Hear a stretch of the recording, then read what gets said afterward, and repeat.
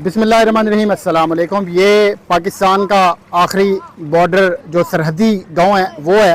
भारत की जानिब से एक मरतबा फिर से पाकिस्तान की जानिब पानी छोड़ा गया। ये आप देख सकते हैं कि पूरा गांव इस वक्त वो इस पानी की लपेट में आया हुआ है। जो यहाँ के गांव के रहने वाले हैं उनका जो निज़ाम ज़िंदगी है वो मुकम्मल का मुकम्मल वो टोटल तौर पर वो जो है वो बर्बाद हो चुका है। ये आप पानी देख सकते हैं कि पानी किस कदर तेज़ी से उस तरफ से इस तरफ आ रहा है।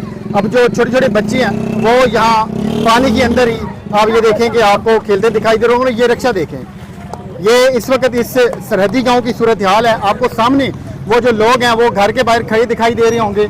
ये कुछ लोग हैं जो कि अपनी छतों के ऊपर मिट्टी डालने की कोशिश कर रहे हैं। आप देखें ज़रा कि ये सारी इस वक्त सूरत हाल है इस पूरे के पूरे गांव की। आपको यहाँ पर ये जितने भी देहाती लोग हैं वो दिखाई दे रहे होंगे। हर साइड पर पानी है।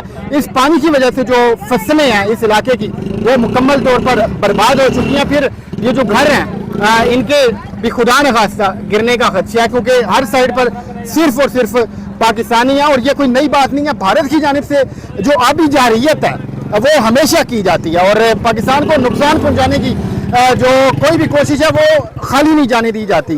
तो ये आप देखें कि इस वक्त यहाँ पर ये सूरत हाल बनी हुई है कि लोग मुश्किलात का शिकार हैं, लोग तकलीफ़ का शिकार हैं। इस इलाके के रहने वाले जितने भी लोग हैं, ये कसूर का जो आखिरी गांव है वो है।